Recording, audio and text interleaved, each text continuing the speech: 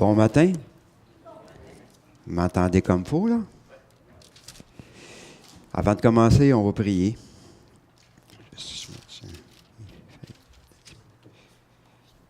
Je tournais ça parce que...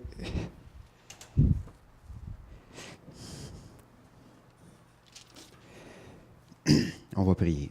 Eh bien, Père éternel, on te loue pour ce temps qu'on a ce matin de passer ensemble, Seigneur, cette matinée. Et combien, Seigneur, on est reconnaissant pour ce privilège qu'on a de pouvoir venir devant toi, te louer, te célébrer. Et, Seigneur, chanter tes louanges aussi, Seigneur mon Dieu. Seigneur, je te demande de me diriger ce matin dans ta parole, de me donner un cœur rempli de ton esprit, Seigneur mon Dieu. Donne-nous aussi des cœurs bien disposés à entendre, à écouter. Seigneur, tu nous as écrit ces choses pour notre enseignement, pour notre encouragement, pour nous montrer combien tu prends soin de nous et que tu nous diriges, Seigneur, tout au long de notre vie. Et Seigneur, combien on te loue pour cette parole que tu nous as laissée. Oui, Seigneur, dirige-nous, remplis nos cœurs de ton esprit, de tes pensées, et donne-nous d'être des modèles et des témoins, Seigneur, que nous t'appartenons. Et Seigneur, c'est en ton nom que je te prie. Amen. La dernière fois que j'ai prêché, peux-tu baisser le son un peu, Guillaume? Il me semble que ça résonne en avant. La dernière fois que j'ai prêché, je parle surtout depuis quelque temps des offenses, des blessures qu'on a subies au cours de notre vie, au cours de notre vie de non-croyants dans les gens dans le monde. On est blessés, beaucoup de gens sont blessés. Et dans nos églises aussi, beaucoup de gens sont blessés.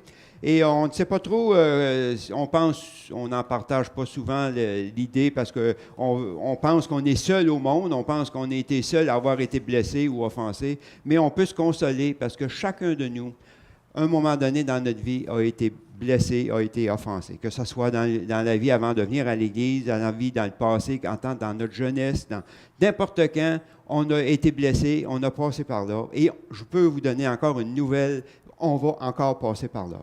Et souvent, on ne sait pas trop comment réagir parce qu'on ne veut pas non plus divulguer tous nos besoins, nos problèmes à tout le monde. Hein? Il n'y a pas personne qui est à l'abri de ça. Et le Seigneur nous demande dans sa parole de baser notre vie sur le roc. Il parle de le fou a construit sa maison sur le sable, mais nous, en tant que croyants, il dit bâtissez votre maison sur les choses solides, sur le roc, sur la parole de Dieu. Et bien souvent, on construit notre maison sur le sable. Mais le Seigneur, il dit, parce que même que la tempête, elle arrive, bien, ça va être ébranlé et la maison va être détruite. Mais la tempête, bien souvent, on construit des choses sur des choses qui sont du sable. Et il vient des petites tempêtes et on pense qu'on est à l'abri sur les petites tempêtes parce qu'on est construit sur le sable et tout va bien et la maison est belle et on embellit notre maison. Mais quand vient la vraie tempête, quand l'ouragan arrive, bien là, notre maison ne tient pas. Et le Seigneur nous demande de tenir sur le roc, de se tenir sur sa parole sûre, sur ce qu'il nous dit, sur ce qu'il nous enseigne. La dernière fois que j'ai emmené un message, ça nous disait que planté dans la maison de l'Éternel, le juste fleurit. Et le fait que le Seigneur nous a choisis, et le Seigneur nous a choisis, il nous a préparé des choses d'avance, il nous a établis.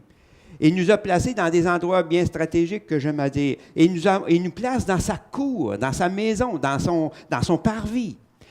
Tiré du psaume 92, à partir du verset 12, ça dit « les justes fleurissent comme le panier, ils croissent comme le cèdre du Liban.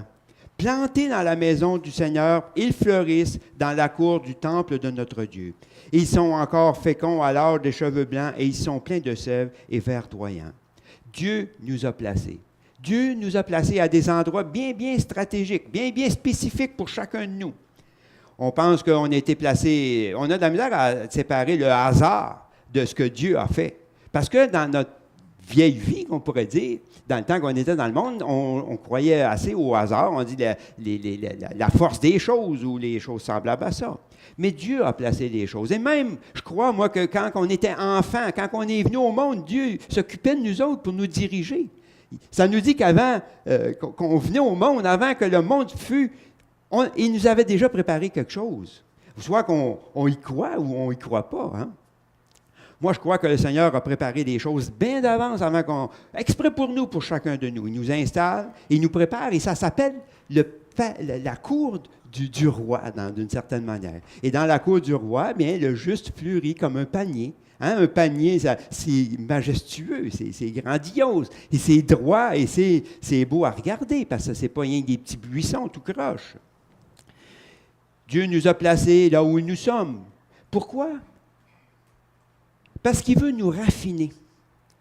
Il veut nous raffiner à travers les circonstances, à travers les tribulations, à travers les épreuves, à travers toutes les tempêtes de la vie. Il veut nous faire grandir et nous faire apprendre quelque chose d'extraordinaire, apprendre de dépendre de lui. C'est extraordinaire parce que il ne veut pas qu'on soit des enfants qui sont ballottés ou brassés par toutes sortes d'événements. Il veut qu'on soit ferme dans ce qu'il dit. Et quand on lit la parole de Dieu, il y a plein de promesses pour nous encourager. Dieu, au commencement, à partir du commencement, on voit surtout quand on parle dans l'Ancien Testament, on voit les règles. On dit, ouais, Dieu ne fait pas ci, il ne fait pas ça. Ça vient plate parce qu'on a l'impression que Dieu ne fasse rien. Mais si on voit autre chose que ça, on voit que Dieu s'est occupé de tout son peuple, qui nous donne des exemples pour nous. Il veut qu'on voit des choses. Il veut qu'on examine, qu'on étudie et qu'on puisse s'approprier ces choses-là pour vivre en sachant qu'il s'occupe parfaitement de nous. Il veut qu'à travers tout ça, nous raffiner pour que nous maturions à travers la pression, l'adversité et la confrontation. Jean, dans chapitre 15, au verset 16, ça nous dit « Ce n'est pas vous qui m'avez choisi, mais moi je vous ai choisi, et moi je vous ai établi. »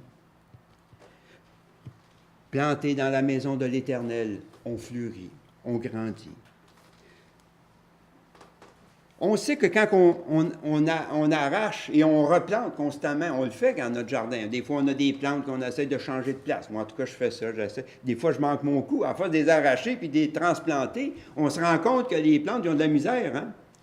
On les change de place, on essaie de les booster, de les mettre de l'engrais et tout ça, mais à un moment donné, les plantes, ils faiblissent et ils ne font pas grand-chose de bien intéressant. Mais si on sait que quand on est planté et continuellement, on change de place, continuellement, on n'est pas à l'aise, ou on n'est pas d'accord, ou on veut changer de place, bien, on ne grandit pas. On reste un peu rabougri, on reste des petits arbustes tout croches qui ne veulent pas grandir. Mais le Seigneur nous a plantés et il veut qu'on fleurisse comme des arbres majestueux. Nous savons quand nous plantons, et quand l'arbre que nous avons planté, s'il nous dirait enlève-moi de là parce qu'il y a du mauvais temps, parce que j'aime pas la place que tu m'as mis ou j'aime pas la place que tu m'as plantée, j'aime pas les intempéries, il fait trop chaud, il fait trop froid. Mais le jardinier, il lui dirait j'ai choisi cette place-là exprès pour toi. Puis il y a une bonne raison pour ça. C'est qu'à travers la tempête, la chaleur et le froid, à travers les circonstances difficiles, bien que tu aies des racines de plus en plus profondes et de plus en plus tournées vers le Seigneur et plantées dans les voies de l'Éternel. L'adversité et la confrontation à laquelle nous faisons face, les offenses, les blessures auxquelles nous sommes confrontés ou nous faisons face, ils ont une raison pour nous permettre de pouvoir s'approfondir de plus en plus dans les racines de la parole de Dieu et dans l'Esprit de Dieu. Plus tard sera une grande source de stabilité. Je vous ai choisi, je vous ai établi.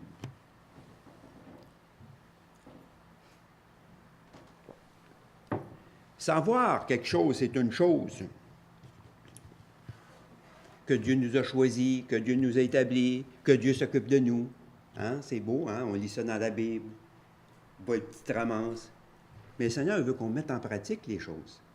Il dit, je vous ai choisi, je vous ai préparé des choses. Gardez ma parole, gardez tout ce qui est écrit.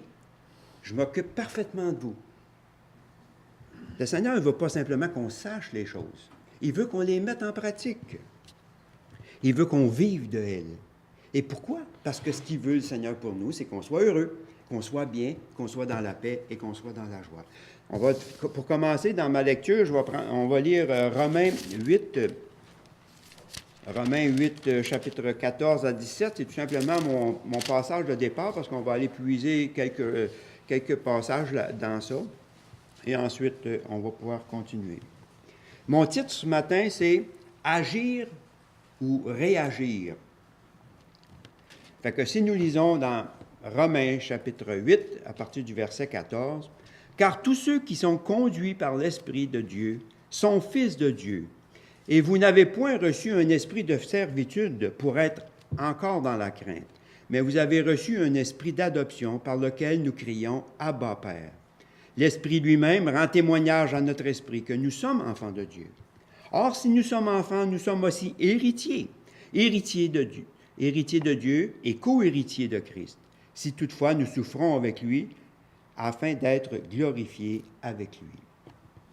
Un beau passage qui nous rappelle la grâce que nous avons reçue. Hein? On aime ça dans les chrétiens, on a reçu une grâce. On a de la misère à comprendre ça, la grâce. C'est tellement simple, c'est tellement facile. C'est comme, vous avez cru, vous avez vu, vous avez été choisi par Jésus-Christ. Vous êtes donc enfant de Dieu et vous êtes donc co-héritier avec Christ. C'est aussi simple que ça.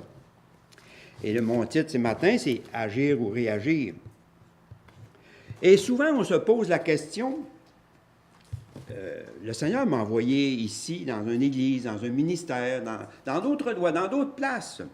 Et on se pose la question, le Seigneur m'a planté ici, quand devrais-je quitter une église? Hein? Quand devrais-je quitter un ministère dans une église? Et en parenthèse, quand on se marie, un homme et une femme, c'est un ministère que Dieu nous donne. Et quand on commence à voir un mariage comme un ministère, ça change vraiment toute notre manière de voir le mariage. C'est que là, le Seigneur nous a donné une responsabilité dans un ministère, en tant qu'homme et en tant que femme. Quand je dois quitter un ministère ou quand je dois quitter une église?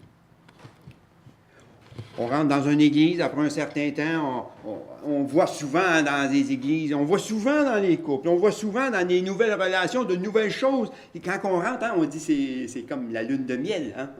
C'est pas pour rien qu'on appelle ça une lune de miel.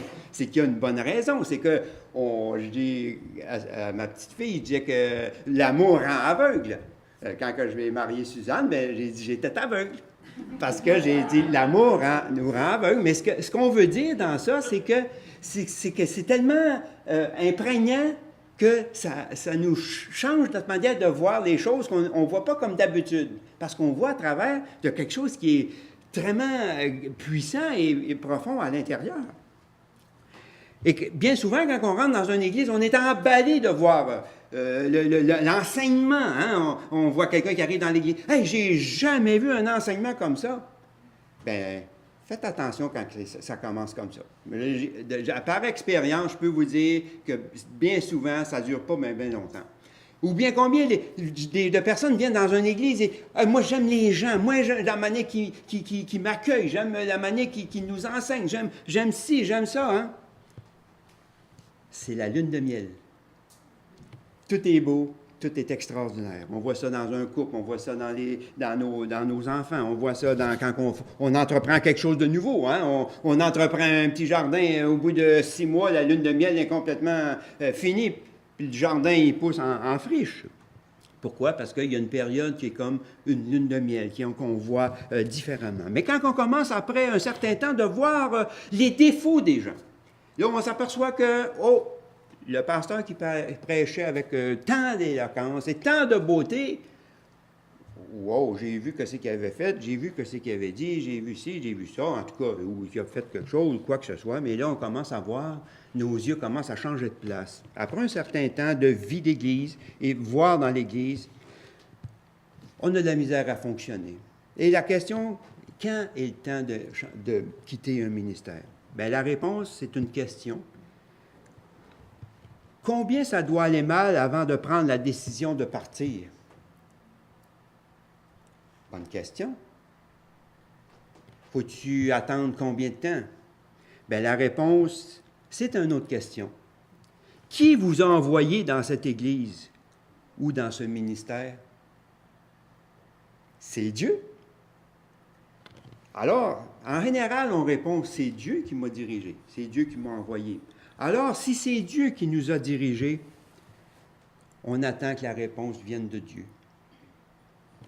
La majorité des gens vont répondre, Dieu m'a dirigé et Dieu m'a envoyé.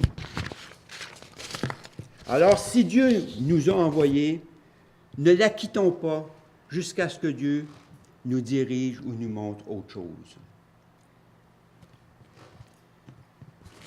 Dans le passé, j'ai eu l'occasion de pouvoir quitter l'Église bien des fois, je peux vous le dire. J'ai été dans le ministère, ça fait, je ne sais pas, j'oublie complètement les années, j'ai de la misère avec ça.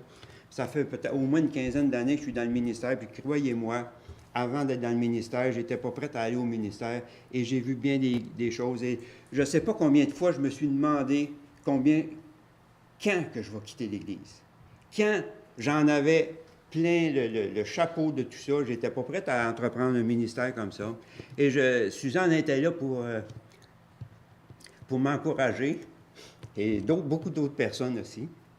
Et la question a été toujours sur mes lèvres, et quand je vais quitter? Et le Seigneur m'avait envoyé, là, et je savais que le Seigneur m'avait envoyé. C'est ça qui est le pire. Dans le sens que c'est ça qui m'a permis de continuer.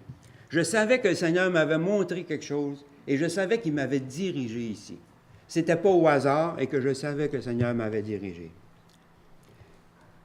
Et après beaucoup d'années, bien là, je me rends compte, je sais pourquoi que le Seigneur m'a envoyé. Et je sais pourquoi le Seigneur nous fait passer toutes sortes d'épreuves et toutes sortes de difficultés.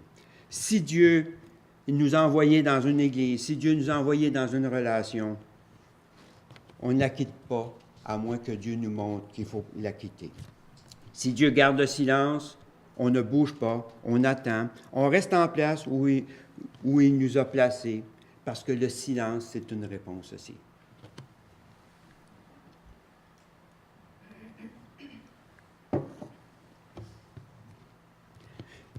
Un exemple qui est flagrant, qui est frappant dans ça, c'est 1 Samuel 13, vous n'avez pas besoin de tourner. C'est l'histoire de Saül et Samuel. À un moment donné, Samuel, il va dire à Saül, tu vas aller à Gilgal et tu vas aller affronter les Philistins et tu vas attendre pendant 7 jours. Je vais aller te rejoindre, on va faire un sacrifice et après ça, tu vas aller te battre contre les Philistins et tu vas gagner. On connaît, ceux qui ont lu ces passages, ils connaissent l'histoire. Mais que, tout à coup, les jours passent. Nous autres, on lit ça pendant 7 jours. Saül a attendu. Mais c'est pas de même que ça se passe. Dans l'attente, le temps n'est pas la même dimension que quand on vit ordinairement. Hein. Quand on n'attend pas grand-chose et qu'on fait notre cours de vie, les choses passent vite. Mais dans l'attente, quand on attend pour une guérison, quand on attend pour quelqu'un qui est dans une salle d'opération en urgence, les minutes sont longues, les secondes sont longues, les heures sont longues, les demi-journées sont longues. On peut imaginer Saül qui est en train d'attendre devant les Philistins qui sont comme nombreux comme le sable de la mer, et que tout à coup, Saül il commence à voir toute son armée qui se disperse et qui se cache dans les rochers. Et ça nous dit que le 7e jour, Saül sortit le sacrifice et il fit le sacrifice à la place de Samuel. Et qu'est-ce que Samuel lui répond? Samuel, t'as bien mal agi. Il fallait attendre que je fasse le sacrifice comme c'était supposé. Cette partie-là d'attendre, c'est pas notre force. On a beaucoup plus de facilité à réagir plutôt que d'attendre. Parce qu'attendre, c'est très difficile quand on attend des choses qui sont très importantes. Si Dieu garde silence, on attend. Une fois, quand on avait été à Wildwood avec les enfants, on s'installait sur la plage. C'était tellement grand qu'à tous les 300 pieds, il y a un lifeguard assis sur une chaise. Et tout à coup, on se rend compte qu'on avait perdu notre fille la plus vieille, Linda. Et on se baigne, on s'assied. Elle dit, c'était plein de monde, c'était comme le sable de la mer, qu'on pourrait dire.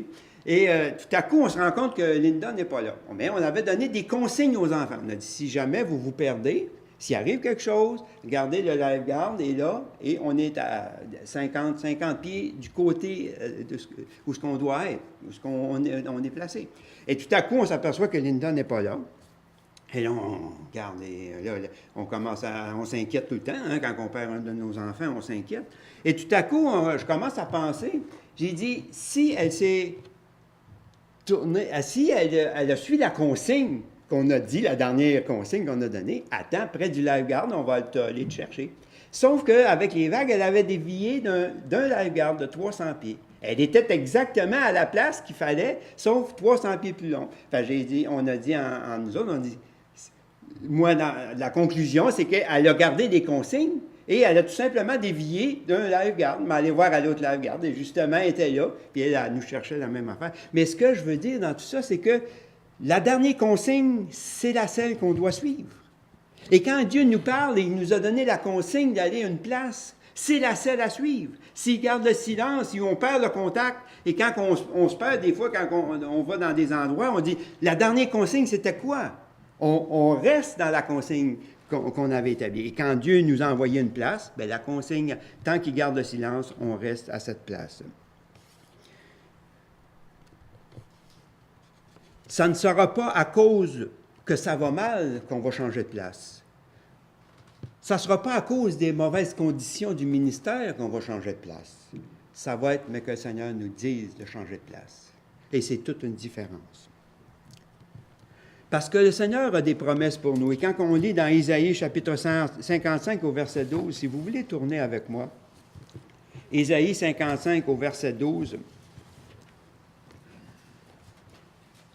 il y a dans le chapitre 55 d'Isaïe, c'est un chapitre qui est extraordinaire de ce que Dieu il va faire avec sa création, de ce que Dieu va diriger son peuple, qui va le nourrir, qui va lui donner tout ce qu'il a besoin, et qui en dernier, il va lui donner le salut. Et la récompense, ou le fruit de tout ça, si on lit à partir du verset 12, oui, vous sortirez avec joie. Oui, vous sortirez avec joie et vous serez conduits en paix.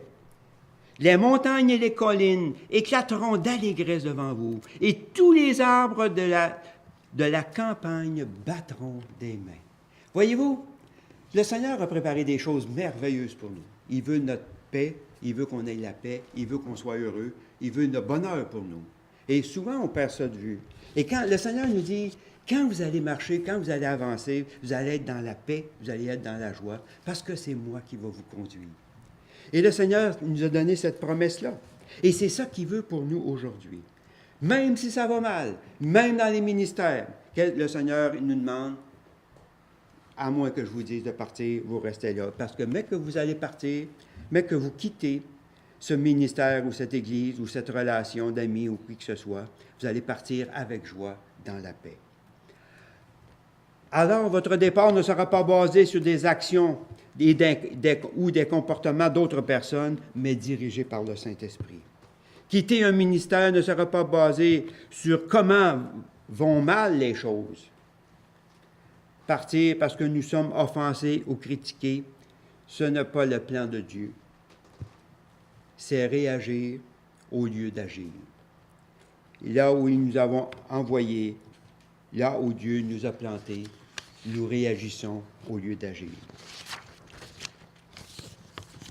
Car tous ceux, dans Romains chapitre 8 au verset 14, ça nous dit, « Car tous ceux qui sont conduits par l'Esprit de Dieu sont fils de Dieu. » Il n'est pas dit que tous ceux qui réagissent aux situations sont fils de Dieu, mais tous ceux qui sont conduits. Le Seigneur nous conduit, le Seigneur nous dirige, et le Seigneur nous enseigne et nous prend soin de nous. Dans mon deuxième point, ce que j'avais à apporter, c'est, dans le Nouveau Testament, le mot « fils » vient de deux mots grecs différents.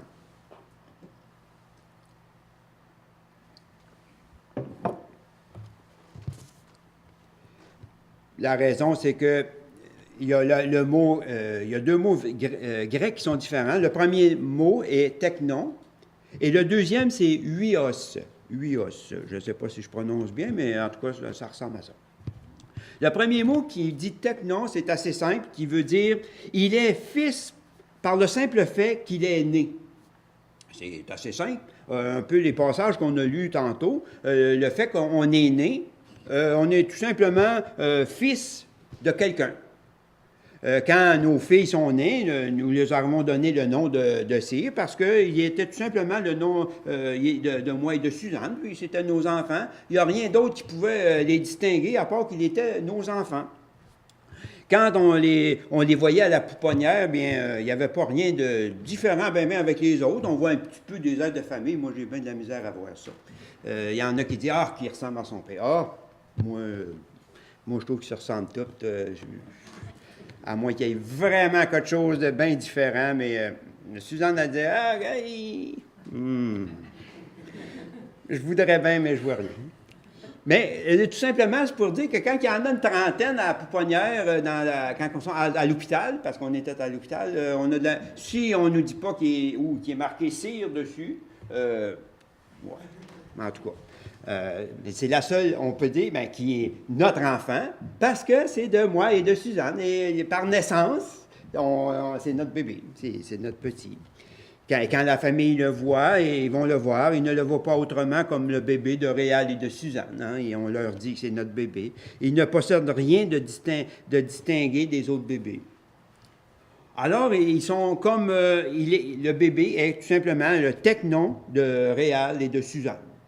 C'est comme ça dans la Bible. Ça veut dire que quand on parle de vous êtes fils de Dieu, vous avez été adopté, vous avez été acheté comme enfant, c'est qu'on est tout simplement enfant de Dieu. Hein? Quand on parle du salut, on parle de la grâce, c'est quoi? Est-ce que le Seigneur dit, vous êtes né de nouveau, vous êtes donc enfant de Dieu. Celui qui a vu, celui qui a reconnu que Jésus-Christ était mort et ressuscité, qu'est-ce que ça dit? Bien, vous êtes une nouvelle créature, vous êtes né de nouveau, vous êtes donc enfant, technon de Dieu. Comme les enfants, nos enfants quand ils sont petits. Dans l'exemple que je viens de mentionner, c'est dans Romains 8, 15 et 16, qui nous dit « Et vous n'avez point reçu un esprit de servitude pour être encore dans la crainte, mais vous avez reçu un esprit d'adoption par lequel nous crions « Abba, Père ». L'Esprit lui-même rend témoignage à notre esprit que nous sommes enfants, technon de Dieu. C'est une grâce que le Seigneur nous fait d'avoir cette nouvelle naissance. Quand une personne reçoit Jésus comme sauveur, bien, il devient technon, enfant de Dieu, dans les faits, par la nouvelle naissance. Et l'autre mot, c'est le mot huios, qui est en grec, qui veut dire fils aussi.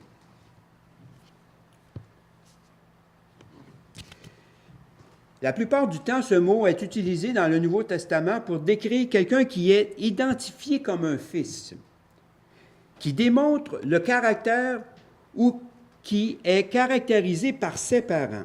Quand un enfant grandit, quand les enfants grandissent, ils agissent de plus en plus comme les parents. C'est assez... Et souvent, on voit ça, hein, nos enfants, ils grandissent. On voit le petit garçon... qui ressemble à son père. Hein. Il agit pareil, il parle pareil. Et on voit que le petit il fait les mêmes gestes. Hein. Des fois, je regarde Calvin qui vient en avant, il fait les mêmes gestes que son père. C'est ça qu'il a appris. Il veut essayer de prêcher, il vient essayer de parler. Hein. Mais pourquoi? Parce qu'il devient plus en plus le caractère comme son père. Il utilise les mêmes mots, il fait les mêmes gestes, il marche pareil, et il se tient pareil. De même pour les filles avec leur mère. C'est là que je trouve que qu'on voit comment l'importance d'enseigner nos enfants. De voir, pas simplement des paroles, mais de voir les gestes qu'on fait dans nos foyers. Parce que les enfants voient et réagissent comme les parents, réagissent comme les papas ou les mamans. L'enseignement, et je trouve qu'on devrait avoir une attention particulière à enseigner nos enfants, de voir ce qu'on dit, qu'est-ce qu'on fait devant nos enfants. Et souvent, quand les grands-parents viennent voir nos enfants, ils disent il est pareil comme toi quand tu étais petit, pareil comme toi quand tu étais petit, ou comme la même chose pour nos filles. Pourquoi? Parce qu'ils sont en train de prendre le caractère des parents, sont en train d'agir pareil, sont en train de penser un peu pareil, sont en train de marcher un peu comme les parents. Ils ne ressemblent pas simplement dans les gestes, mais ils ressemblent aussi dans le caractère. Maintenant, on peut reconnaître pas simplement par leur naissance, mais par leur personnalité. On reconnaît, hey, t'es pareil comme ton père. Comme Suzanne, elle me parle de ça des fois. Elle dit, tu marches pareil comme ton père. Tu tiens pareil comme ton père. En tout cas, je ne peux pas nier mon père, on me l'a toujours dit. On y ressemble, on fait les mêmes gestes, puis on fait les mêmes choses dans bien des cas. Et même si on ne le dit pas nécessairement, on fait comme nos parents nous ont enseigné. On voit nos mamans à travers les filles, on voit comment ça se passe. On peut simplement dire que le mot grec technon, qui veut dire qu'un petit bébé qui est immature est devenu un huiot, un enfant mature. Voyez-vous. Si nous continuons et si nous relisons dans Romains chapitre 8 au verset 14, ça dit « Car tous ceux qui sont conduits par l'Esprit de Dieu sont fils huios de Dieu. » Paul nous dit dans 1 Corinthiens chapitre 3 au verset 1, et c'est un reproche positif que je trouve qu'il apporte. Pour moi, frère, il dit ceci, pour moi, frère, ce n'est pas comme à des enfants spirituels que j'ai pu vous parler, mais comme à des hommes charnels, comme à des enfants en Christ. Quand Paul apporte ça, ce passage-là, on voit que c'est négatif face aux Corinthiens de ce qu'il leur dit. Mais moi, je trouve que c'est un passage positif, parce que ça nous amène à réfléchir sur notre vie et ça nous amène à regarder ce qu'on a appris et comment nous vivons la parole de Dieu. Le Seigneur ne nous appelle pas simplement à avoir de la connaissance, mais il nous appelle à marcher selon ce qu'il nous a enseigné. Le conseil que Paul leur donne, c'est, dans le fond, il est en train de leur dire, vous devriez être des hommes matures, des femmes matures à marcher en Jésus-Christ. Quand on a nos enfants qui grandissent, ce qu'on désire pour eux, c'est qu'ils apprennent à marcher. C'est qu'ils apprennent à se débrouiller, pas simplement à se débattre pour survivre. Hein? On voit souvent ça, des gens dans leur vie, je dirais beaucoup de gens se débattent pour survivre. Ils n'apprennent pas à vivre, ils apprennent à patauger, à se débattre à travers les problèmes, à travers les difficultés. Pourquoi? Parce qu'ils n'ont pas appris au début à faire face. On voit ça dans le monde qui ne sont pas croyants, et combien des gens sont pris avec ça, qui se tiennent sur les psychiatres, les psychologues, pour essayer de s'en sortir, parce qu'ils n'y arrivent pas à voir. Mais nous, en tant que croyants, on a la source de tout ça. On a la réponse. Le Seigneur nous donne les enseignements pour nous. Il ne veut pas qu'on soit simplement des gens qui survivent en tant que croyants, qu'en tant que chrétiens. Il veut qu'on soit des gens qui sont victorieux. On veut le meilleur pour nos enfants. Hein? Dans notre vie de tous les jours, là, à part de l'Église, là, qu'est-ce qu'on veut dans le monde? On veut le meilleur pour eux. On veut qu'ils réussissent. On veut qu'ils manquent de rien. On veut qu'ils soient en bonne santé. On veut tout pour eux. Et je suis toujours étonné de voir tellement qu'on fait ces choses pour nos enfants qui réussissent dans le monde.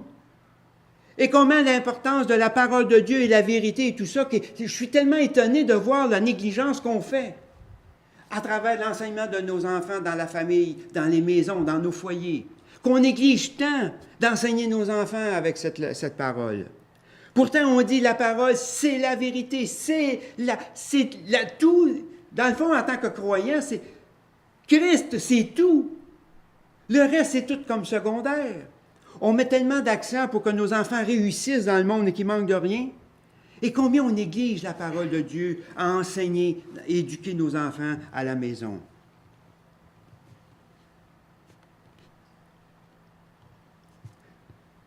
Le Seigneur veut qu'on soit des hommes et des femmes matures, qui ont appris à mettre en pratique. Bon, entendre, c'est une chose. Mais l'obéissance, c'est de mettre en pratique. Vous êtes en effet, dans Hébreux chapitre 5 au verset 12, il nous dit, « Vous en effet qui depuis longtemps devriez être des maîtres. » C'est pas négatif d'entendre ça. Parce que le Seigneur il veut qu'on soit des maîtres.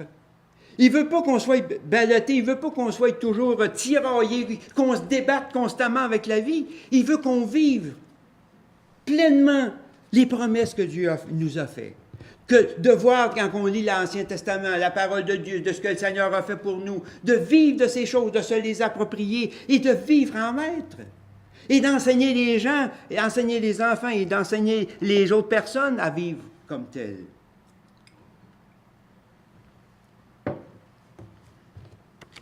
Nous pouvons dire qu'un enfant mature est dirigé par le Saint-Esprit, par l'Esprit de Dieu.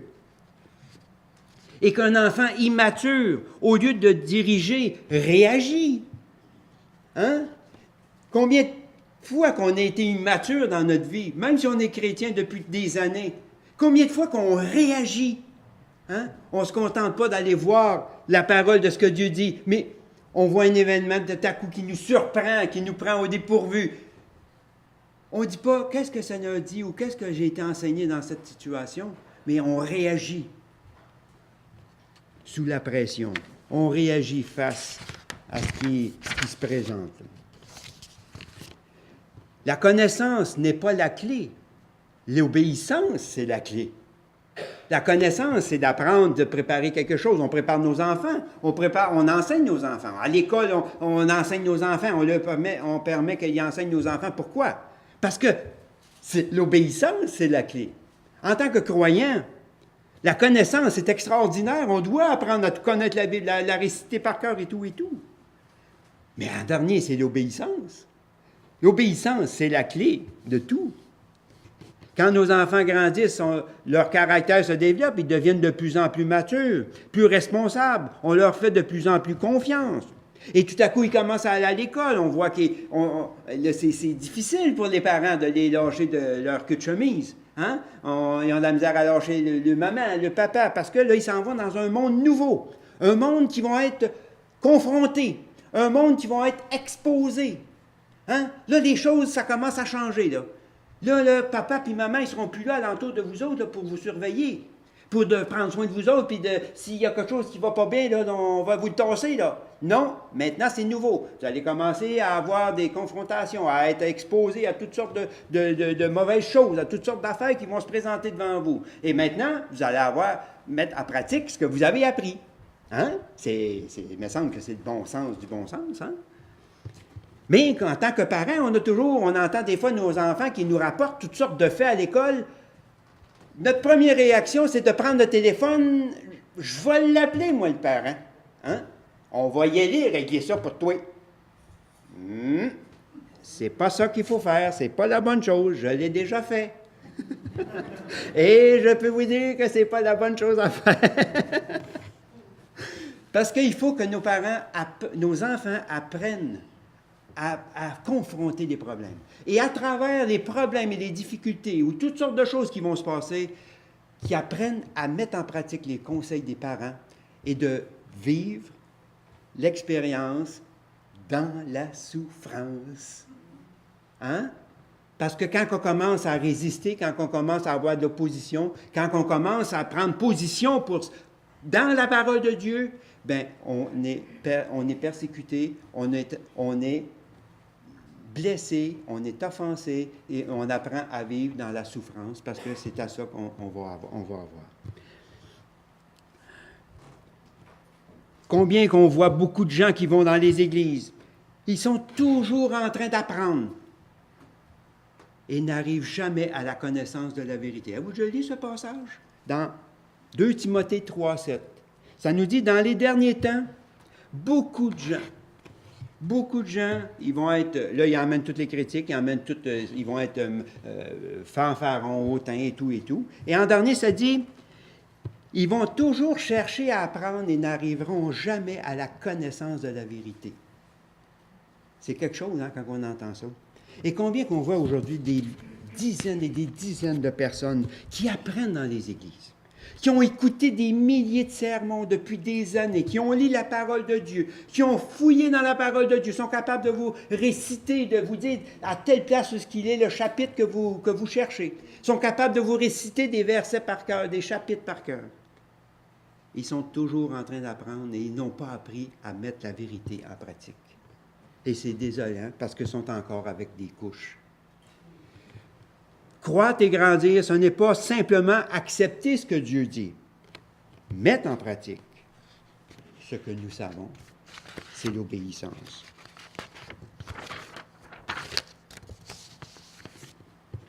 Si nous faisons qu'apprendre, nous désobéissons. Plein d'exemples dans la Bible qui nous montrent à apprendre, des choses à apprendre. Et c'est vrai qu'il faut tout apprendre.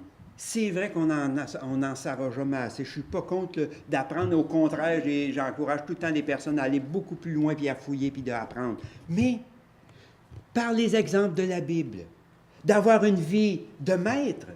Quand on voit tout ce que l'Éternel a fait avec son peuple en Israël pour prendre soin d'eux dans le désert et tout, et combien qu'on voit avec David, avec tous les hommes de Dieu, comment Dieu s'est occupé. On doit apprendre et ensuite mettre en pratique ce que Dieu dit. Quand il a dit avec David, quand il a dit avec Salomon, qu'est-ce que j'ai fait avec lui, que j'ai fait avec l'autre. L'Éternel conduit son peuple. Bien souvent, pour justifier nos réactions, nos manques de maturité, nous réagissons par l'offense. J'ai emmené ça il y a quelques mois. On réagit par l'offense. Hein? On dit, oui, mais regarde ce que tu as fait. Oui, mais nous autres, là on l'attaque. Oui, mais toi. Hein? On voit ça, la politique. Hein? Quand ils s'en viennent dans les élections, là, on promet. À coup qu'ils sont rendus au pouvoir, là.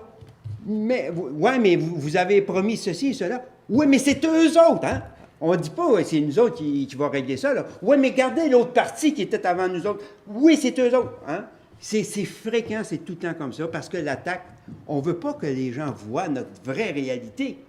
On veut que les gens voient ailleurs que chez nous. On ne veut pas faire sortir ce qui est mauvais en nous. Parce que bien souvent, quand on fait une attaque par une offense, c'est que ça cache la vraie réalité de notre fond du cœur. Mais pour cacher tout ça, on blâme les autres. Ça nous empêche de faire face à notre propre immaturité et à nos propres péchés. Parce que on veut tout simplement porter l'attention sur la conscience des autres. Le Seigneur veut faire de nous un travail qui est vraiment en profondeur. On voit, nous autres, en tant qu'humains, on veut faire un travail de superficiel. On veut montrer. Hein? Il vient à l'Église. On est saint, plus saint. On se regarde de même. Hein? Le monde n'a pas changé. Hein? Je ne suis pas pire qu'un autre parce qu'on se compare toujours les uns aux autres. Mais le Seigneur il va beaucoup plus haut profond. Le Seigneur va aux les choses qui sont cachées, en fond. Et à travers l'offense, le Seigneur nous fait ressortir ce qu'il y a de profond en nous. Je suis toujours surpris de voir ce que je pense. Vous ne pouvez pas vous imaginer. Cette semaine, je préparais mon message sur l'offense, l'offensé, et toute cette semaine, j'ai eu une semaine épouvantable. J'ai jamais été si impatient que cette semaine. Je ne sais pas pourquoi. Le Seigneur me montre les choses cachées. Voyez-vous? Moi, je parle en avant, je veux emmener un bon message, je veux faire mon possible. Ça, c'est toutes des choses qui paraissent bien. Mais le Seigneur, lui, il veut au fond du cœur. Là, il me montre mes vraies pensées. Quand je suis enragé dans le fond du cœur, là, le Seigneur veut me montrer qu'est-ce que... Ça, c'est toi. C'est là que je travaille. Quand il nous montre des mauvaises pensées, ou toutes sortes de mauvaises pensées, regarde là, c'est étonnant ce que je peux penser. Je ne peux pas m'imaginer des fois que j'ai pu penser quelque chose de même. Pourquoi? Parce que le Seigneur me montre, fait remonter les choses de notre vrai moi dans le fond. Et c'est à ça que le Seigneur veut qu'on voit. Il ne veut pas qu'on voit comment est-ce qu'on se tient dans l'Église, comment on va à l'Église, puis comment on prie le mercredi. Le Seigneur voit les choses, puis il veut me montrer les choses qui sont cachées en dedans de moi, parce que moi-même, je ne les vois pas. Et le Seigneur fait sortir toutes sortes de saletés qui montent de notre cœur. Pourquoi? Parce qu'il dit maintenant, c'est sur ça que je veux travailler. Tu connais comment est-ce que tu es, maintenant c'est sur ça que tu veux travailler. Oui, mais Seigneur, je ne suis pas capable, Seigneur, je ne suis pas patient. Parfait. Je vais t'apprendre à être patient, je vais t'apprendre à être tolérant, je vais t'apprendre à aimer à travers les offenses, à travers les persécutions, à travers de tous ceux qui te font du mal. Je vais t'apprendre à aimer. Parce que c'est à ça qu'on est appelé. Le Seigneur nous dit, bénissez, ne maudissez pas. Pourquoi? Parce que c'est à ça que nous sommes appelés. Et nous autres, notre première tendance, notre première réaction, c'est de maudire. Et même autant que chrétiens qu'on est, notre première tendance, c'est de maudire. Il m'a fait ça, il m'a fait ci, il m'a fait ça, il m'a fait de la peine, ils m'ont fait ci, ils m'ont fait ça. C'est la première réaction. Mais le Seigneur, il dit, dans travers tout ça, je vais t'apprendre à aimer à travers la persécution, à travers l'offense. Car la parole de Dieu est vivante et efficace et plus tranchante qu'un épée quelconque à deux tranchants, pénétrant jusqu'à partager âme et esprit, jointure et moelle. Elle juge les sentiments et les pensées du cœur. Hébreux 4, 12. À travers la dualité, les offenses des autres, il veut que l'on voie notre propre cœur par-dessus tout cela.